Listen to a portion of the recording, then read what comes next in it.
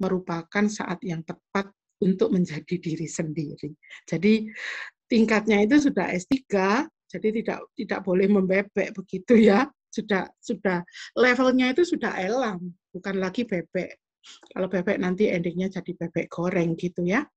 Jadi pada saat ini Bapak Ibu sekalian boleh apa? Boleh bertentangan bahkan dengan konsep atau teori yang sudah ada. Menggugurkan teori itu boleh, asalkan Bapak Ibu sekalian punya dasar justifikasi yang tepat. Menguatkan teori juga boleh, ya. Jadi apakah Anda ada di posisi pro atau kontra? Tampakkan karya tulis Anda, standing point Anda. Bu, kalau nggak setuju dengan pemerintah, boleh nggak? Boleh, why not? Asalkan Anda bisa menunjukkan kalau misalnya pemerintah telah mengambil langkah yang salah dalam mengambil suatu kebijakan. Itu yang saya lakukan. Saya katakan di disertasi saya bahwa pengaturan tentang varietas baru tanaman di Indonesia ini sangat liberal, bahkan melebihi negara-negara yang memiliki cap liberal. Terus di mana letaknya itu akan saya tunjukkan. Kemudian yang lucu juga, Indonesia itu merespon pengaturan satu subjek atau satu bidang, tetapi tidak meratifikasi konvensi internasionalnya. Nah ini salah, saya tunjukkan itu. Sedangkan di konvensi internasional ada 3 pilihan, dan Indonesia itu memilih yang terketat perlindungannya. Jadi kalau kita ngomong tentang varietas tanaman, begitu Bapak Ibu sekalian, ini sekedar contoh saja, itu kan ada konvensi internasional UPOV tahun 76, 78, dan 91. Nah, yang 76 dan 78 ini lebih fleksibel, sedangkan yang 91 ini hanya cocok untuk negara-negara yang memiliki basis pertanian, di mana petaninya itu adalah petani besar atau corporate. Kalau petani kecil, petani gurem kayak di Indonesia yang luas lahannya tidak lebih dari 4 hektar, itu nggak cocok, sama sekali nggak cocok. Jadi mempertaruhkan atau membuat berhadapan-hadapan antara petani gurem dengan corporate ini sudah menunjukkan satu gap yang nantinya akan muncul ketidakadilan dan memang benar, akhirnya akan berimplikasi luas. Nah ini perlu ditunjukkan, loh pemerintah kamu itu loh salah, harusnya nggak mencontoh ini, apalagi kalau tidak meratifikasi satu instrumen internasional, kan nggak ada kewajiban untuk mengadopsi di dalam hukum nasional. Nah itu yang dilakukan pemerintah itu salah. Jadi boleh nggak menyalahkan seperti itu? Boleh, why not gitu loh. Anda pada level ini Anda boleh berpendapat seperti apa. Kira-kira hati kecil Anda itu apa yang paling mengganggu di satu bidang begitu ya. Jadi ini saatnya Anda berpendapat. Nanti kalau misalnya ini bertentangan dengan kebijakan pemerintah gimana Bu? Ya enggak apa-apa. Ya justru dari hasil penelitian Anda itu benar-benar akan memberikan kontribusi untuk perbaikan kebijakan hukum. Jadi ya boleh. Waktu itu ada beberapa kritik begitu, para penguji saya menyatakan disertasi saya itu ada agak ke kiri-kirian begitu ya. Lebih baik mengambil standing posisi yang tepat dan tidak munafik begitu, karena Indonesia itu sukanya kan ada di tengah-tengah terus nggak jelas toh. Ya kayak begini, ya kayak begini. Akhirnya ya semerawut, karena semerawut itu karena nggak punya pendirian. Kalau menurut saya, ya sudah. Kalau kita mau mencontek yang ke kiri-kirian, ya contek saja, nggak apa-apa. Toh tidak semua paham itu buruk, tidak semua paham baik. Semuanya kan ada lesson learn yang bisa diambil. Jadi itu. Bagaimana bisa menemukan itu? Tentu saja melalui metode. Tentu ada tahap-tahapan yang Bapak Ibu harus lakukan dimanapun atau bidang apapun yang ingin Bapak Ibu sekalian kaji, kan begitu. Nah, jadi tidak usah risau misalnya orang nanti memandang, oh ini agak nyeleneh ini disertasinya. Loh, kalau semakin nyeleneh dan itu menjadi penanda diri Anda bahwa Anda expert di bidang itu kan ya nggak apa-apa. Bahkan orang akan bisa menunjuk, oh nanti kalau saya ingin perlu ahli model pemidanaan untuk korporasi, saya bisa merujuk ke Mas Alfon. Loh kan orang jadi tahu di mana distinctiveness Anda itu di mana, dan dari sekarang itu harus sudah dibangun. Saya kira begitu. Jadi nggak perlu dianggap lu kok aneh gitu ya. Ya sometimes untuk menjadi berbeda itu memang perlu pengorbanan juga. Membuat orang kita sepaham itu juga memerlukan pengorbanan. Tapi ya harus diingat lagi, tugas Anda itu tidak membuat semua orang senang. Enggak. Tetapi Anda menegakkan pendapat Anda. Menegakkan apa yang sudah Anda mulai. Jadi jangan terombang-ambing dengan lo. Nanti kalau begini lo. Nanti kalau ada ini, nanti gimana? Jangan itu, tapi fokus saja pada apa yang menjadi concern Anda. Kalau misalnya sudah akan membuat model peradilan pidana untuk korporasi, ya sudah, lakukan itu. Tidak apa-apa. Persoalan nanti akan didengar atau tidak, tetapi Anda sudah menetapkan posisi, standing point saya di sini, alasan saya di sini, unsur kebaruan dari penelitian saya ini. Nah, jadi ada lagi satu hal yang perlu Bapak Ibu sekalian, tidak perlu terlalu ambisius. Saya tidak mendiscourage Anda, cuman kalau terlalu besar yang ingin dicapai, kadang-kadang itu nanti disertasi itu akan menjadi meluas nggak tidak fokus. Saya ingat pesannya Prof. Fadli bahwa yang dinamakan kontribusi terhadap pembaharuan hukum di Indonesia itu tidak harus berupa amandemen undang-undang. It's too big. Tidak perlu. Jadi kalau Anda mau mengamandemen undang-undang, berarti kan mulai dari konsideran sampai penutup. Itu nggak perlu, kata Prof. Fadli. Anda membuat satu aturan berupa levelnya itu PP saja sudah boleh. Sudah bagus. Merubah satu isi undang-undang itu terlalu besar. Merubah satu isi pasal itu sudah bagus. Jadi untuk memperlebar wawasan boleh melihat undang-undang secara keseluruhan, tetapi Anda harus bisa membuat resume mana yang menjadi urgent untuk satu undang-undang. Kebetulan saya itu fokus di undang-undang varietas tanaman, itu saya agak geli begitu karena hanya undang-undang varietas tanaman di Indonesia yang ada sanksi pidananya. Jadi Pak, petani itu dipidana semua, sedangkan di negara lain, misalnya di Australia itu ada yang disebut dengan innocent infringement. Innocent infringement ini seorang yang secara tidak sengaja melanggar hak orang lain, pemilik benih yang sudah terdaftar itu, tetapi dia tidak dikenakan sanksi pidana karena innocent infringement ini bisa dilakukan oleh alam. Itu ada putusan dari pengadilan Kanada. Jadi kalau di Indonesia kan kalau nggak dikasih sanksi pidana itu kurang mantap begitu ya. Katanya alasannya mau dikasih sanksi pidana aja nggak menakutkan kok, apalagi enggak. Tetapi lihat esensi kembali, yang kembali esensinya varietas tanaman, haki itu adalah hak kebendaan, hak private, yang kadang-kadang memang nggak perlu diberikan sanksi pidana. Nah, itu juga saya menyebut itu ada dasarnya. Nah, Bapak Ibu sekalian, juga silahkan untuk mengeksplorasi dari sekarang, sehingga pada saat maju proposal pun Anda tidak gagap, sudah tahu kira-kira langkah apa yang akan dilakukan, hasil apa yang kira-kira akan didapatkan, kontribusi apa yang akan diberikan. Nah, kelihatannya gampang ya kalau diomongkan, tapi tidak semudah itu kalau sudah menjalani apa yang Anda lakukan pada masa-masa sekarang itu. Nah, kalau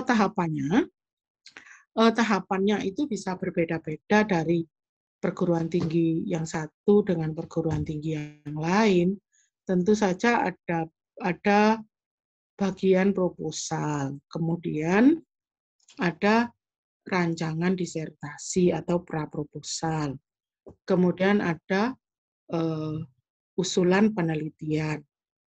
Kemudian jika sudah ada usulan penelitian, maka usulan disertasi. Sudah jadi disertasinya, maka ada ujian kelayakan, ujian tertutup, ujian terbuka, dan baru bisa disebut ujian disertasi. Nah, ini bisa ada 5 tahap, bisa ada 7 tahap, bisa bahkan ada cuma 4 tahap. Tergantung pada institusi masing-masing. Nah, kemudian kalau kita melihat, karena disertasi ini kan sangat istimewa. Bapak Ibu sekalian pasti tahu ini bukan persoalan hanya sekedar laporan penelitian saja, tetapi persoalan disertasi ini lebih banyak ada pada tataran filosofisnya, ada pada penerapan teorinya, sehingga Bapak Ibu sekalian diharapkan, begitu ya, diharapkan. Cita-cita yang besar itu adalah menemukan teori baru, kalau bisa. Kalau memang belum sampai pada teori baru, diharapkan ya membuatlah konsep hukum baru. Itu paling minimal lah. Membuat konsep hukum baru itu sekaligus akan menunjukkan originalitas dari Bapak Ibu sekalian, dari topik yang diambil. Atau mendukung teori yang sudah ada. Menguatkan teori yang sudah ada, atau menggugurkan teori yang sudah ada. Itu jadi bisa dilakukan, Bapak Ibu sekalian. Mungkin kalau saya melihat itu di HAN, itu kan perkembangannya luar biasa. Jadi banyak sekali hal-hal baru yang terkait dengan HAN. Nah, itu Bapak Ibu sekalian bisa mendukung atau menggugurkan dan menemukan teori yang baru. Kemudian juga bisa memperluas perkembangan ilmu pengetahuan ini, terutama ilmu hukum, dan bisa diterapkan secara nyata.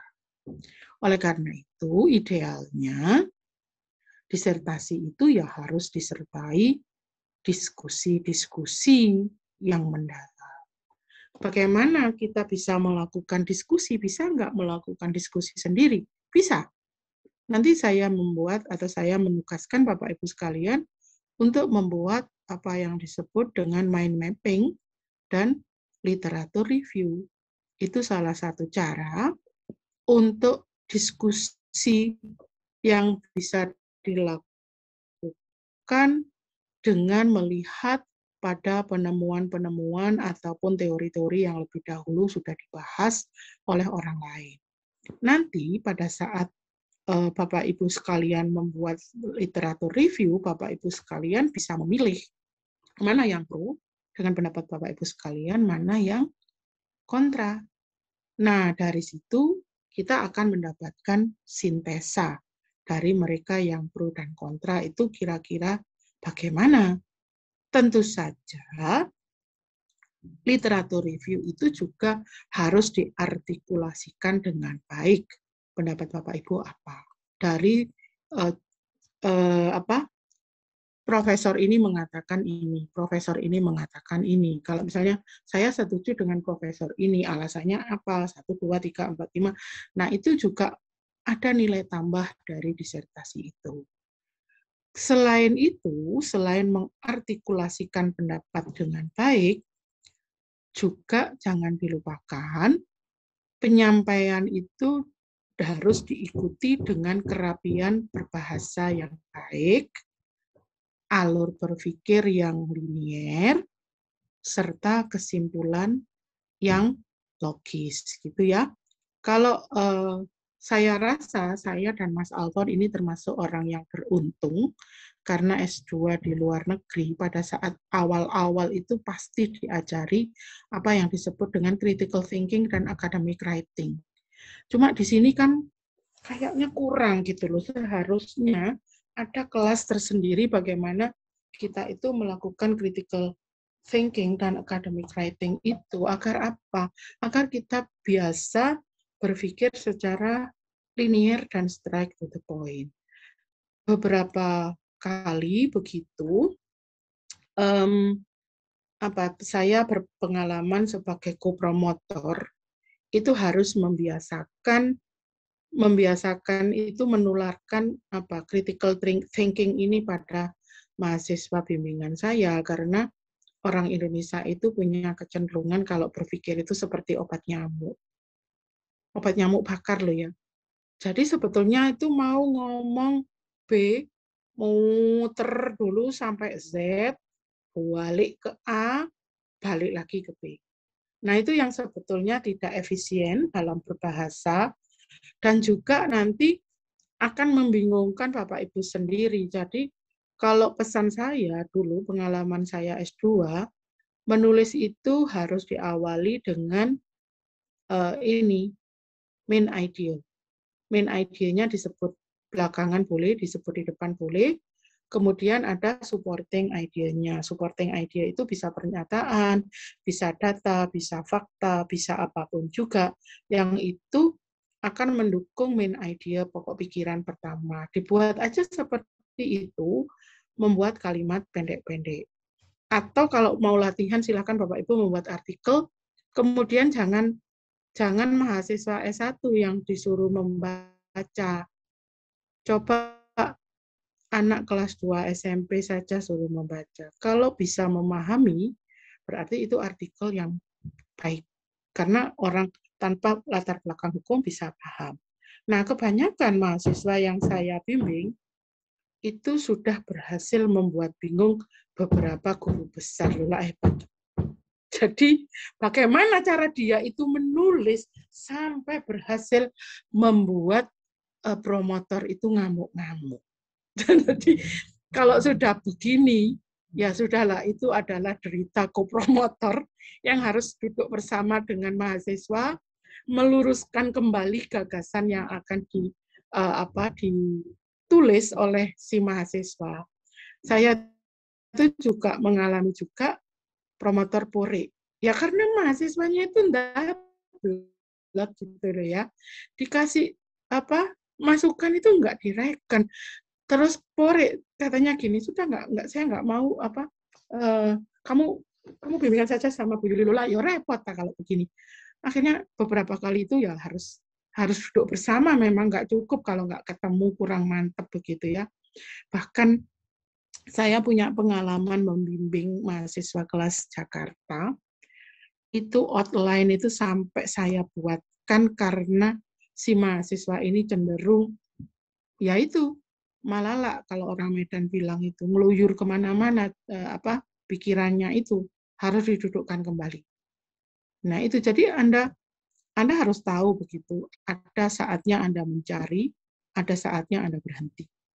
Itu yang perlu diperhatikan.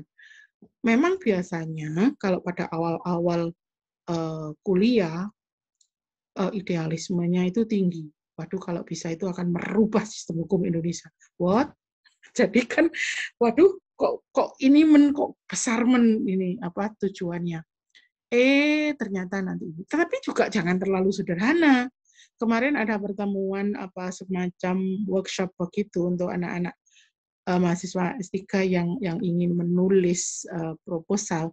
Salah seorang dosen dari dari Banten Universitas ada Tirta Yasanya itulah pokoknya. Dia itu hanya ingin membahas ini ketentuan ini terkait dengan jaminan produk halal kebetulan. Ketentuan bahwa jaminan produk halal terkait dengan masa berlakunya satu produk. Jadi yang akan dibahas itu hanya expired date. Bayangkan. Nah, kalau yang dibahas hanya expired date itu levelnya level S1, saya bilang begitu.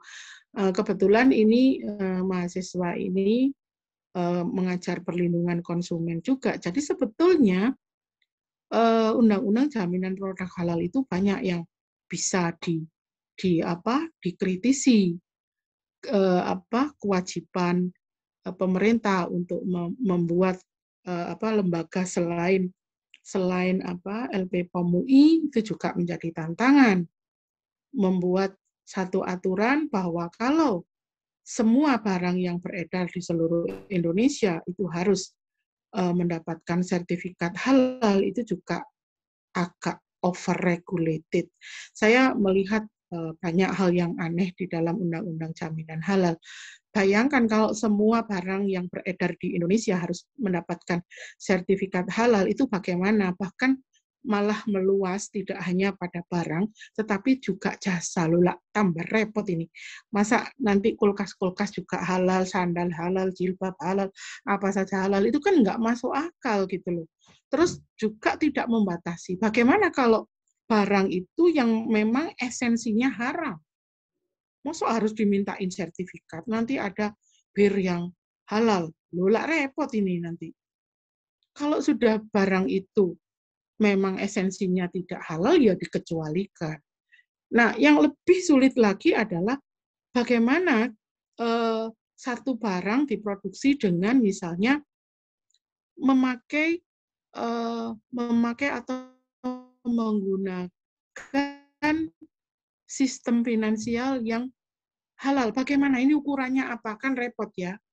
Misalnya Bapak Ibu mau membuat usaha makanan kecil, keripik begitu ya. Kemudian Bapak Ibu pinjam uang di rentenir, tadi nggak halal semua keripik-keripiknya lah, ya repot ini.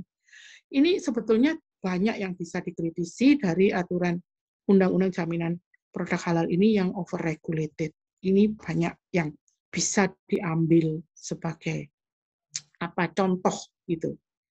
Sebetulnya lebih menarik itu daripada hanya melihat pada expired date-nya. Kalau expired date itu kan yang didasarkan untuk membuat masa berlakunya satu barang kan berdasarkan uji lab.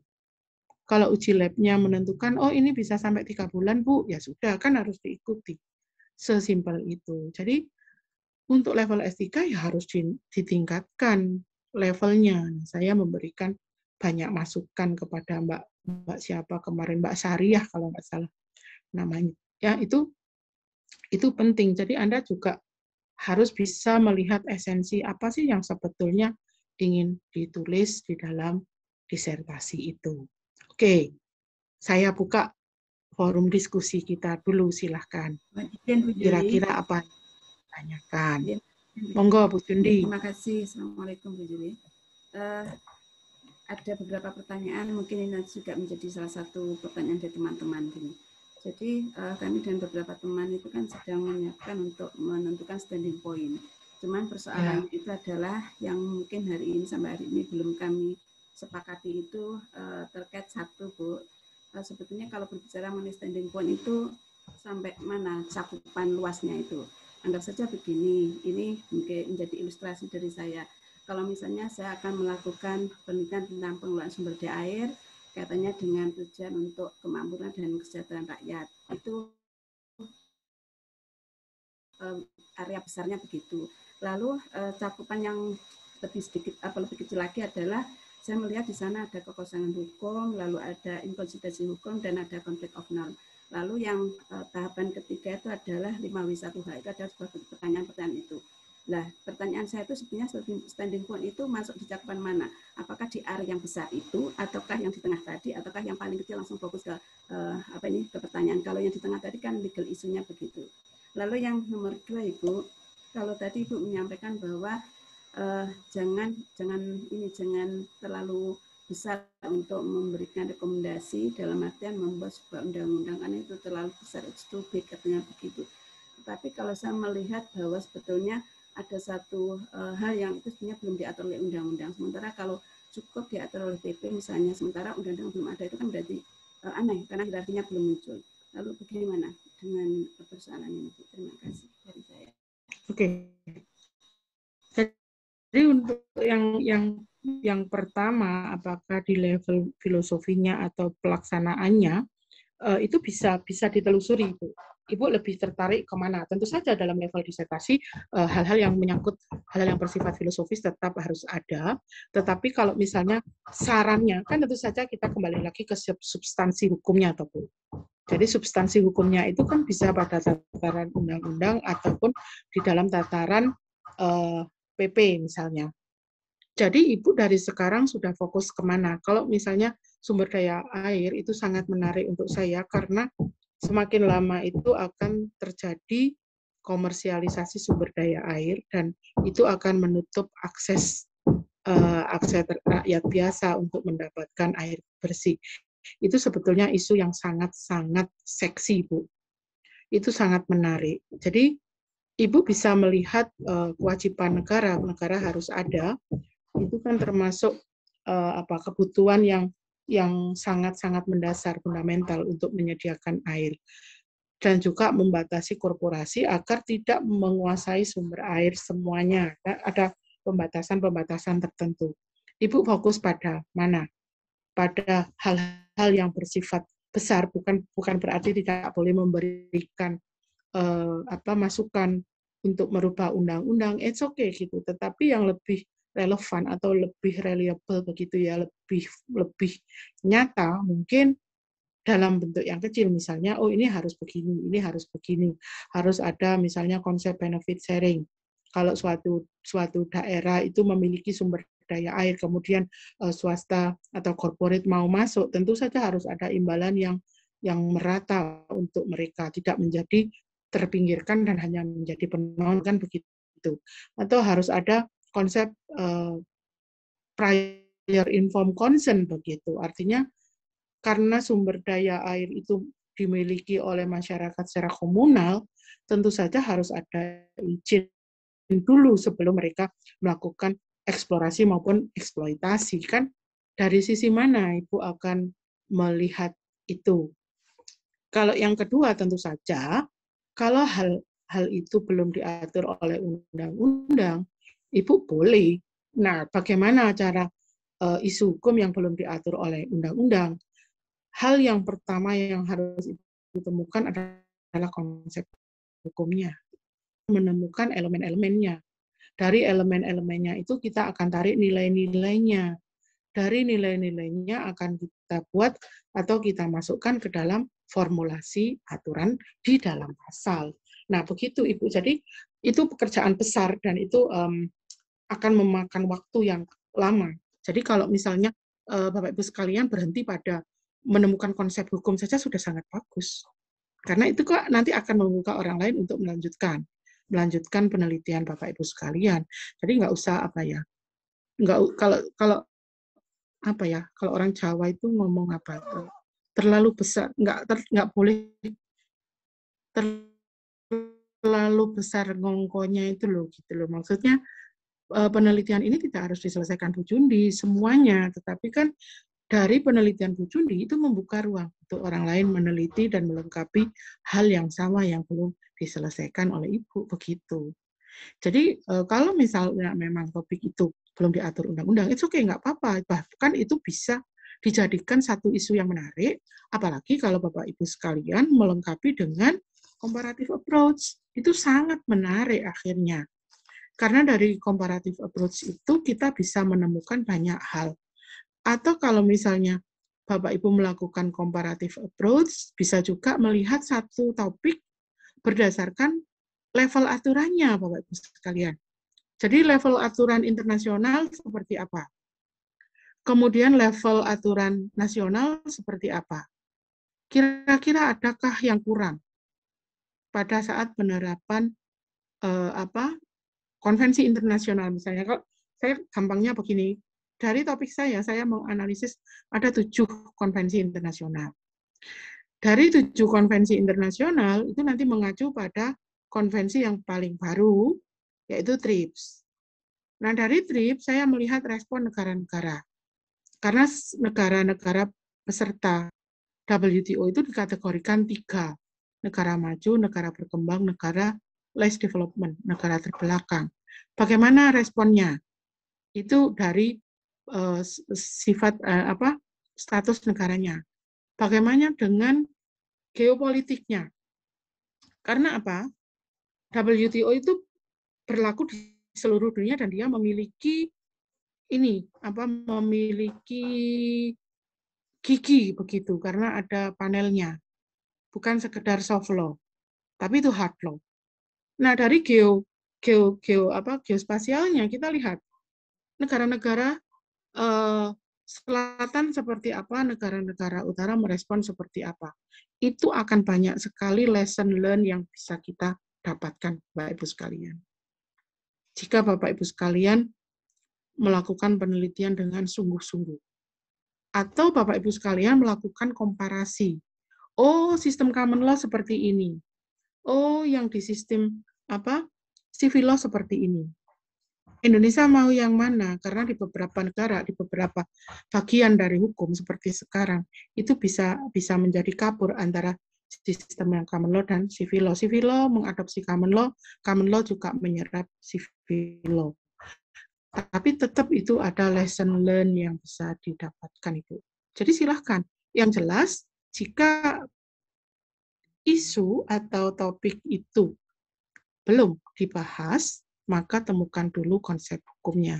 Sehingga nanti konsep hukum itulah yang menjadi permasalahan nomor 1. Sekaligus kita akan bermain di ranah filosofisnya. Begitu Bu Jundi, semoga bisa dipahami. Silakan Bapak Ibu. Silakan kalau ada yang ingin bertanya. Izin. Oke, monggo Mas Al-Fatih. Saya Fatih, Bu, dosen UMM. Gitu. Terima kasih Bu Yuliati. Kalau berdasarkan bacaan saya di profilnya Bu Yuliati kan, Bu Yuliati memang S2-nya, masternya dari Australia dan Italia gitu. Artinya studi komparasinya ya mungkin sangat luas gitu, dan kebetulan mungkin juga sharing partnernya itu ya luar biasa. Mungkin kesehariannya juga dengan orang-orang luar yang biasa baca, yang biasa diskusi gitu. Nah, sejujurnya saya minder karena nggak pernah ke luar negeri, dalam artian belum mendapatkan insight dari studi komparasi yang benar-benar komparatif gitu, Bu. Artinya kan sekedar membaca saja gitu. Kalau jenengan kan sudah langsung di luar gitu, jadi ngerti langsung gitu. Dan terlebih lagi di S3 itu mata kuliah hukum perbandingan sepertinya tidak diberikan, Bu. Saya ingat-ingat itu hukum perbandingan dulu S2. Saya dapat S2 karena saya S2-nya di UNER juga, Bu. Waktu itu dapat dari Pak Herlambang dan juga Pak Iman. Ya benar tadi, Bu, antara common sama sivil, dan enak sekali. Dan rencana saya memang akan ada lesson learn yang luar biasa, akan ada pembelajaran yang luar biasa ketika memang komparasi studinya. Karena kalau dilihat di Indonesia ini, menurut saya sangat tidak ideal, berbeda dengan di luar. Saya rencananya melanjutkan penelitiannya Prof. Fadli, Bu, tentang peraturan delegasi. Nah, itu kan delegated legislation itu kan sudah banyak, Bu, ya, di beberapa jurnal Sage, Emerald, ataupun Elsevier sendiri itu kan cukup banyak. Apakah cukup, Bu, berdasarkan pengalaman jenengan studi di luar, apakah cukup hanya sekedar wisata virtual melalui e-book itu, ataukah kalau kemarin pertemuan yang lalu kan jenengan sarankan Pak Jamil itu ke Swedia kalau nggak salah ya, tentang perbuatan tindakan pemerintah gitu kan. Pak Jamil bingung, Swedia ketemu Zlatan Ibrahimovic atau siapa ini gitu kan. Ini apakah gimana? Nanti sharing pengalaman saja, Bu, terutama di luar itu seperti apa sih gitu kan, agar studi komparasinya jenengan saya lihat di disertasinya juga luar biasa gitu kan, nggak cuma dari Indonesia gitu, dari Malaysia, dari beberapa negara. Itu yang pertama, Bu. Kemudian izin yang kedua, ini agak relate dengan diskusi jenengan di Kika, memang tidak bisa masuk, Bu, kemarin itu, jadi kita streaming via YouTube, akun YouTube-nya Kika. Itu kebetulan beberapa kolega saya juga di situ, termasuk dosen saya Pak Herlambang, ada teman saya Satria dari FAUMS itu sering isi di Kika. Nah, terkait plagiarisme akademik saya juga concern di situ karena sekarang amanahnya ngelola jurnal, Bu. Jadi beberapa kali ketemu orang yang ya di Turnitin itu kena 90, 80. Nah, saya lihat punyanya Bu Yuliati itu sudah sejak tahun 2011 itu nulis tentang perlindungan hukum terhadap penulis, peneliti, terhadap hasil karya itu. Jadi artinya relate sekali dengan jenengan. Nah, berdasarkan pengalaman dan apa yang jenengan tulis itu, kira-kira gimana sih, Bu, agar kita sebagai penulis peneliti ini tidak terjebak? Kadang sebenarnya saya tahu plagiasi itu nggak niat, Bu, nggak benar-benar pengen gitu, tapi kok kena gitu, karena kan kadang ngeceknya ngapunten pakai aplikasi itu kan yang paling banyak Turnitin. Kalau kami Biasanya kalau nggak pakai Turnitin ya iThentiket itu. Nah, gimana sih caranya agar saya khawatir juga nih, jangan-jangan saya nanti disertasi saya kan pasti dicek juga ya Bu, pasti nanti dicek di Turnitin di aplikasi itu. Itu gimana berdasarkan pengalaman mawon. Matur nuwun. Waalaikum. Baik, terima kasih Pak Al-Fatih. Tapi jangan over value ya terhadap saya, karena saya juga sekolah itu ya kok ya biasa-biasa saja gitu ya. Jangan dikira terus-terusan membaca buku. Enggak, saya juga nonton drama Korea berseri-seri. Jadi jangan over value gitu. Kadang bahkan saya ini coba tanya ke Mas Alfon, saya ini dosennya malas untuk nulis. Jadi nggak banyak yang saya tulis gitu. Tanya aja sama Mas Alfon ya. Malas gitu loh kadang-kadang. Tapi ya memang mungkin dengan belajar di luar negeri, kita itu memang mendapat ambience yang berbeda, mendapat treatment yang berbeda, begitu ya. Kalau saya ingat dulu itu saya pertama S2 itu di UTS cuma saya aja yang berasal dari tradisi civil law, sehingga sebelum masa kuliah benar-benar mulai, saya sudah dipanggil duluan, 1 bulan masuk lebih dulu untuk belajar sistem hukum common law didampingi oleh seorang guru besar tersendiri, dan itu nggak main-main. Saya masuk mulai jam 9 sampai jam 4 sore, bahkan kalau sampai bosan banget begitu ya, guru besar saya menawarkan, do you wanna have coffee or tea gitu. Waduh, ya itu nggak akan kita temukan di Indonesia. Kayaknya guru besar menawarkan kita teh ya, sama kue lagi, bawain lagi. Itu nanti ada hal yang positif yang perlu dikembangkan dengan budaya untuk belajar itu. Nah, sedangkan kalau pada saat saya belajar di Italia, satu hal yang sangat berkesan, profesor saya itu bilang, pokoknya jangan bikin judul dulu. Kalian harus cari jurnal dulu, kalian cari buku dulu, kemudian buat list. Nah, setelah itu, karena di sana sangat concern, satu orang profesor hanya memegang 3 mahasiswa, jadi ya memang kita itu betul-betul direken gitu ya, sampai, loh kok sempat ya Bapak ini baca jurnal ini. Nah, itu benar-benar jurnal yang saya kumpulkan itu di-highlight. Kalau di-highlight berarti bisa dijadikan sumber referensi, kalau tidak di-highlight ya sudah forget it, begitu. Dan itu banyak, saya mengumpulkan sekitar 300-an jurnal begitu. Jadi memang sebetulnya situasi dan kondisi yang berbeda di Indonesia. Kalau kita mau mendalami perbandingan, memang harus bekerja lebih keras. Saya kira kalau untuk saat ini itu tidak menjadi hambatan dan jangan takut untuk belajar. Kalau misalnya perlu e-book begitu ya, pidana itu saya juga punya banyak koleksi e-book gitu. Saya juga biasanya sih saya sharing gitu. Kalau jadi bimbingan saya ya bahkan saya kasih hal-hal yang terbaru, koleksi e-book bahkan jurnal-jurnal terbaru begitu.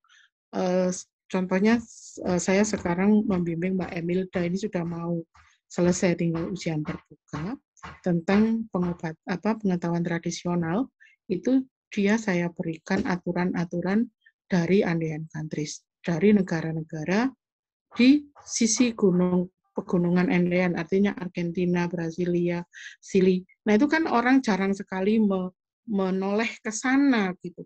Orang-orang kan sukanya melihat ke Amerika, ke Australia, kemana. Tapi ada loh di sisi bagian negara yang lain yang ternyata nilai-nilai filosofisnya itu seperti di Indonesia. Ya sama seperti Pak Jamil. Pak Jamil coba ke Swedia. Bukan jalan-jalan ke sana, enggak, tapi semuanya itu sudah bisa kok diakses gitu ya. Kebetulan saya juga nggak ngerti bahasa Swedia itu melungker-lungker gitu Pak, repot pokoknya.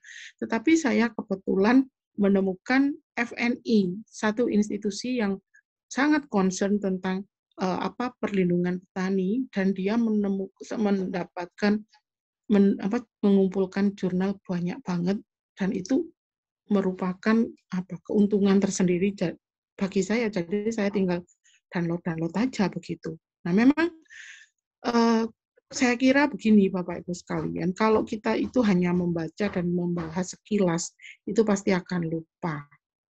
Trennya itu kalau saya membaca jurnal ya baca saja terus, nggak usah loh iki apa sih delok kamus itu nanti menjadi mendistraksi gitu ya. Baca aja terus, kemudian beri highlight. Saya itu biasanya begitu. Jadi saya cetak semua, pokoknya saya selama S2 itu menghabiskan printer 3. Wis kapok wis sampai kesel printernya. Tapi ya itu dibaca dulu, kemudian waduh ini cocok untuk bagian bab 1. Wah ini cocok untuk bagian bab 2, bab 3. Seperti itu diberi highlight, diberi komentar, kemudian dikumpulkan Bapak Ibu sekalian. Jadi pada saat menyusun dan melakukan analisa, kita itu nggak kehabisan kata-kata. Biasanya kan penyakitnya begitu. Kalau nggak punya koleksi data, jurnal ataupun buku teks, kita akan garing. Analisis kita garing. Tapi kebanyakan juga pening kepala gitu. Akhirnya, loh kok ke sini, kok ke sini, kok ke sini. Akhirnya kita sendiri kok yang harus membatasi. Jadi saya pun menemukan konsep farmer right itu juga awalnya begitu. Saya lihat dulu di yang mana yang baik. Ternyata negara-negara Afrika punya konsep yang baik. Ternyata negara-negara Finlandia, Swedia, pokoknya yang di Skandinavia itu juga memiliki konsep seperti itu yang baik. Nah, kita bisa lesson learn dari sana begitu. Bahkan satu hal yang menarik, karena di Afrika itu kan tanahnya tidak sesubur di Indonesia, sampai ada batasan bahwa perlindungan farmer right itu harus menyangkut hak perempuan. Nah, apakah Bapak Ibu pernah terfikirkan bahwa petani perempuan juga harus diberikan perlindungan hukum? Kan nggak pernah terbayangkan kan? Nah itu ternyata ada loh. Jadi kalau misalnya sekarang itu yang sudah berlaku dan ini baik ya, itu coba lihat apa implikasinya. Bapak Ibu sekalian bisa melihat praktek yang dilakukan oleh body shop. Ini saya nggak endorse loh ya, saya nggak endorse apa-apa dengan body shop, tetapi saya penggemar setia karena body shop itu memiliki etos kerja dan etika berdagang yang baik. Jadi body shop itu memberdayakan petani perempuan di negara-negara terbelakang dengan cara membeli hasil panen mereka dengan imbalan yang layak. Sehingga tidak hanya perempuan itu yang meningkat taraf hidupnya, tetapi keluarga perempuan itu juga menikmati hasil panennya secara imbang. Nah, itu saya kira itu merupakan etika bisnis yang sangat bagus begitu ya. Bagaimana kalau satu sumber itu habis, maka dia akan berpindah ke tempat lain, tetapi dengan model yang sama. Jadi tidak menekan bahwa kamu harus menjual barang ini ke saya sekian, enggak, tetapi mereka punya SOP sendiri. Nah, itu juga dampak ikutannya. Jadi dengan adanya perlindungan hukum, maka petani pun juga punya posisi tawar yang bagus, enggak seperti sekarang. Pokoknya panen ya panen. Nanti kalau panen semua, panen raya harga jatuh. Nah, itu kan sudah namanya dolim ya. Pada saat pada saat tandur itu apa ya? Mulai menanam itu benih sulit dicari.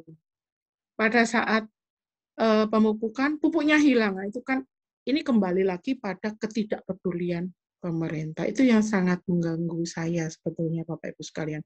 Jadi sebetulnya hal-hal itu yang ingin saya artikulasikan. Jadi Mas Fatih bisa melakukan itu. Jadi memang kalau kita melihat tidak hanya jadi cara memandang persoalan itu tidak hanya dalam perspektif Indonesia, tetapi kita perlebar perspektif kita itu seperti rumah lebah itu loh. Jadi bersegi-segi begitu ya. Itu bisa kita lakukan. Kalaupun mencari data, saya kira sekarang itu overspill yang namanya informasi di internet itu Bapak Ibu sekalian bisa mendapatkan dengan gampang begitu. Kadang-kadang juga free.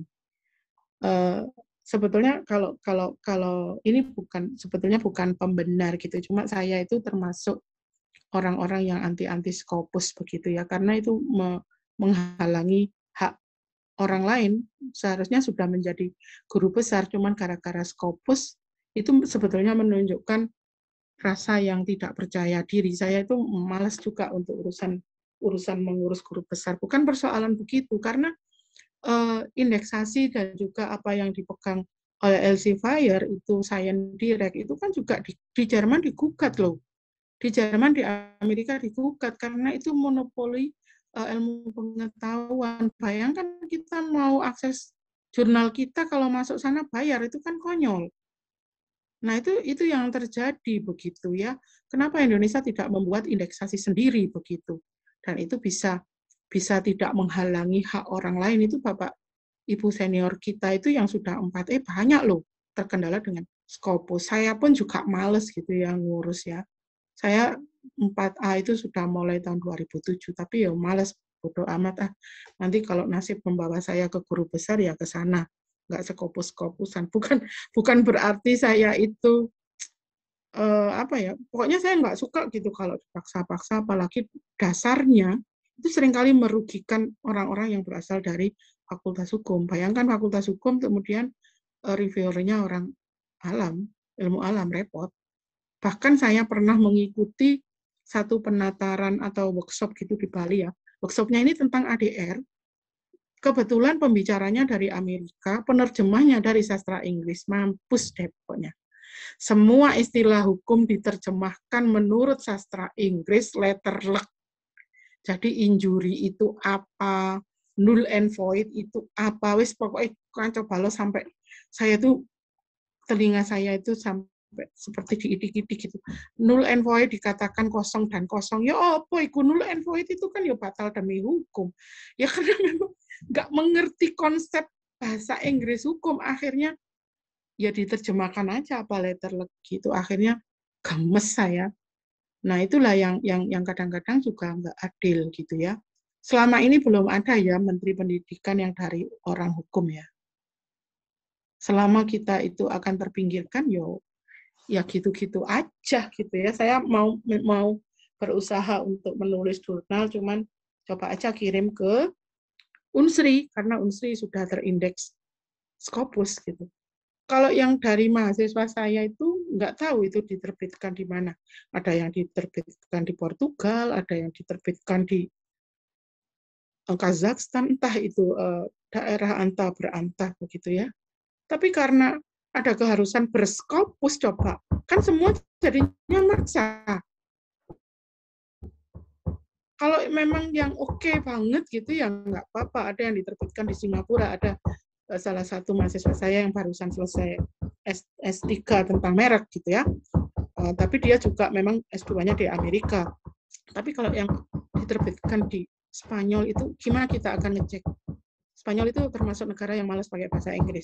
Nggak mau dia. Negara-negara Eropa itu enggan pakai bahasa Inggris, Bapak Ibu sekalian. Jadi mereka itu lebih nyaman dengan bahasanya masing-masing. Coba aja Bapak Ibu main-main ke sana. Ke Itali gitu, pasti kalau orang Itali ditanyain Anda berbahasa Inggris gitu, pasti bilang no nggak mau, mereka lebih menghargai bahasa mereka sendiri gitu. Jadi itu Mas Al-Fatih kira-kira apa yang bisa dilakukan walaupun dalam kondisi COVID. Ya itulah, coba main-main ke ssrn.com, itu gratis semua, boleh itu dicobain. Saya punya full text nggak bayar kok gitu. Ada lagi kira-kira Bapak Ibu yang ingin ditanyakan? Monggo silakan. Aduh ini duk mengganggu. mohon maaf. Pak tukangnya lagi benahi atap ini. Silakan kalau ada yang ingin ditanyakan. Kalau minggu depan mungkin saya akan bicara tentang originalitas. Kayak apa sih originalitas itu, apa batasannya, kemudian rambu-rambunya gimana. Tadi belum plagiasi ya. Kalau plagiasi itu saya kira pesan yang paling bisa dikembalikan pada diri kita sebagai seorang pendidik itu adalah kejujuran, integritas, originalitas itu kembali ke diri sendiri. Walaupun kemarin ada rame-rame yang self-plagiarism di USU itu sampai nggak karu-karuan, ternyata salah satu senior saya di sana Warik 1, Pak Oka, Prof. Oka Saidin, ternyata banyak unsur politisnya juga loh ya. Jangan dikira persoalan plagiasi itu hanya semata-mata persoalan akademik, enggak, ternyata juga unsur politisnya sangat kuat, unsur tarik-menariknya juga sangat kuat, unsur Jawa dan Sumateranya juga sangat kuat. Pokoknya jadi ribet gitu ya. Dan memang kalau saya melihat sebagai orang luar, apa yang dilakukan oleh Pak Rektor USU yang terpilih itu juga tidak terpuji. Dia kan mendaur ulang karya tulisnya. Kalau mendaur ulang hanya untuk publikasi sih tidak apa-apa, artinya itu merupakan revisi. Bahkan buku-buku teks itu kan setiap kali terbit kan ada revisi, edisi pembaharuan.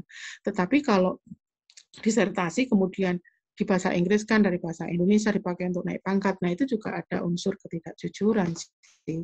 Kalau menurut saya self plagiarism itu ya kita mengutip ide kita sendiri sebetulnya it's okay gitu, nggak apa-apa sebetulnya. Cuman juga tetap harus ditulis bahwa ini pengembangan dari ini. Nah, itu justru ilmu itu berkembang dari situ. Tapi kemarin kan rame. Kalau yang dari Kika itu kemarin kan ini rektor Universitas Negeri Semarang kan. Bayangkan levelnya itu pada rektor semua loh lah. Terus kita itu bagaimana mau ngaca? Waduh, rektor aja kayak gitu. Bahkan dekan apa rektor Universitas Negeri Jakarta itu juga sampai diberhentikan loh. Belum lagi guru besar. Sebetulnya persoalan plagiasi itu memang harus disikapi sebijak mungkin, karena memang pada awalnya itu ada di ranah etik akademik, tetapi bisa juga nanti rame-rame merambah ke hukum. Saya pernah jadi saksi ahli, cuman persoalannya kan yang dirugikan itu hak moral. Kalau hak ekonomi dirugikan, baru kita bisa membawa ke ranah perdata pidana. Gitu. Ini kasus tentang apa, Pak? Saya lupa apakah dia itu dekan, pokoknya dari UIN. Ada kasus plagiasi guru besar UIN itu mengkompilasi, yang dikompilasi adalah tugas-tugas makalah mahasiswa S3-nya. Ada sekitar 18 mahasiswa melakukan pemikiran apa begitu yang dibahas, pokoknya tentang mazhab begitu. Nah, Pak guru besar ini nggak mencantumkan nama mahasiswanya. Jadi kan seperti seakan-akan semua itu karyanya. Kemudian setelah si mahasiswa lulus ini, baru mempermasalahkan, ya nggak berani toh, karena ada relasi kekuasaan di sana. Kamu macam-macam nggak tak luluskan. Loh kan ya repot posisi mahasiswa. Setelah mahasiswa lulus, benar-benar ini dilakukan Polda. Iya, UIN Malang. Dan saya waktu itu jadi ahli dari Polda diminta. Saya lihat ini persoalannya ini karena buku itu kebetulan diedarkan secara terbatas, kerugian nilai ekonominya juga saya kira nggak besar gitu. Cuman kalau yang dilanggar hak moral itu kan sakit tapi tak berdarah loh. Kan begitu ya, kita pegel banget tapi nggak bisa ngapa-ngapain gitu. Tapi ya untungnya Pak setelah dipanggil begitu semua mahasiswa dilakukan mediasi, mereka tidak meminta buku itu ditarik dari peredaran, tetapi diperbaiki pada edisi kedua itu nama mahasiswa disertakan dan kasus selesai, tidak sampai di blow up dan menjadi nasional begitu ya. Di Kalbar juga ada pengalaman saya juga saksi ahli juga di Kalimantan Barat yang terjadi juga begitu, tapi juga selesai pada tahap mediasi. Ya itulah kembali lagi kita dihadapkan pada kejujuran dan integritas. Ya memang kalau dalam tulis menulis itu kan nggak ada sesuatu yang baru. Semua itu pasti terinspirasi dari siapa. Tergantung pada bisa nggak kita menurunkan ego kita. Bahwa kita melakukan ini, itu juga atas inspirasi dari penulis yang terdahulu. Dan kita mau untuk menulis sumber referensi itu, ya menurunkan ego ini loh yang paling paling harus dilakukan. Jadi bahwa kita itu nggak bisa dalam tahap seperti ini tanpa berhutang budi pada orang yang lebih dulu membahas ini, begitu. Jadi ya sebagai seorang pendidik kita harus melakukan introspeksi juga agar tidak terjadi, walaupun kadang-kadang juga alternatif kan terlalu sensitif ya. Isi undang-undang aja bisa sampai plagiasi itu. Ya memang ya begitulah adanya, tergantung bagaimana kita menyiasatinya. Yang penting semua apa yang kita tulis itu bisa dipertanggungjawabkan secara ilmiah dan juga tidak mencederai mencederai orang lain. Itu saja Mas Fatih ya. Oke, Bapak Ibu sekalian, ini sudah jam 10.01, nanti saya disemprit sama Mbak adminnya. Kira-kira masih adakah yang ingin dibahas dulu? Mohon maaf, mohon izin Ibu. Iya. Sedikit saja mungkin saya ingin bertanya terkait dengan ide untuk melanjutkan penelitian yang tadi disampaikan terkait dengan plagiasi tadi. Andai kata kita, apakah harus kalau kita melakukan penelitian untuk disertasi, harus melanjutkan juga dari disertasi? Anggaplah kalau misalnya ide itu muncul dari ada tesis atau ada yang terbetik dari situ, apakah diperbolehkan begitu Ibu? Terima kasih. Boleh Mbak, boleh. Artinya begini, sebetulnya pada saat metode penelitian Anda buat itu secara tersirat kan Anda membatasi lingkup ruang penelitian Anda. Di mana? Di definisi konseptual itu loh. Pada saat Anda membuat definisi konseptual, Anda sekaligus itu membatasi ruang lingkup penelitian, dan itu membuka ruang untuk orang lain melanjutkan. Kalau misalnya Mbak Retno ini terinspirasi oleh tulisan seseorang, level S2, tentu saja apakah itu boleh, Bu? Sepanjang Anda menyebut ini boleh. Dan bagaimana kalau dijadikan level disertasi, tentu saja Anda meningkatkan kualitas, kemudian melakukan cross-check, kemudian memberikan atau menyiapkan penelitian yang sangat komprehensif, sehingga apa yang Anda lakukan di dalam disertasi itu berbeda dengan tesis yang memulai dari penelitian itu. Tidak apa-apa, it's okay.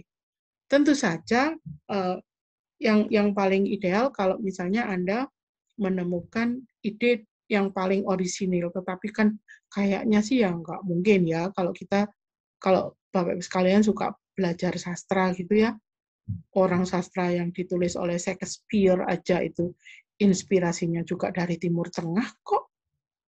Apa memang benar Shakespeare itu membuat sendiri Romeo and Juliet, membuat sendiri Hamlet?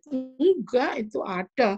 Bahkan sastra-sastra klasik Islam itu jauh lebih dulu ada sebelum sastra-sastra di Eropa. Itu kan karena perang salib orang Eropa menang dan membawa segala macam kebudayaan dari dunia Islam ke sana gitu loh.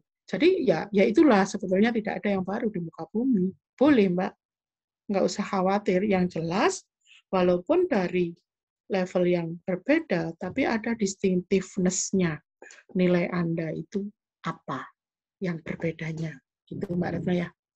Jadi nggak usah khawatir. Oke, masih adakah?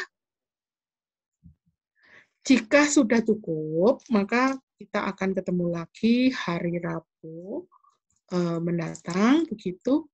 Yang belum gabung di GCR silakan. Nanti ada beberapa pilihan-pilihan e-book yang bagus tentang metodologi dan juga riset. Nanti akan saya bagikan saja e-booknya melalui GCR. Silakan dibaca. Nanti saya cek dulu mana yang bahasa Inggrisnya gampang dan mana yang bahasa Inggrisnya ruwet. Yang ruwet nggak usah ya. Yang lempeng-lempeng aja yang saya share. Jadi nanti Bapak Ibu sekalian bisa memperkaya wawasan. Oke? Sampai di sini dulu. Saya pamit dulu. Sampai ketemu hari Rabu. Semoga Bapak Ibu sekalian tetap sehat. Wassalamualaikum warahmatullahi wabarakatuh. Saya leave dulu ya. Terima kasih Ibu. Oke. Waalaikumsalam.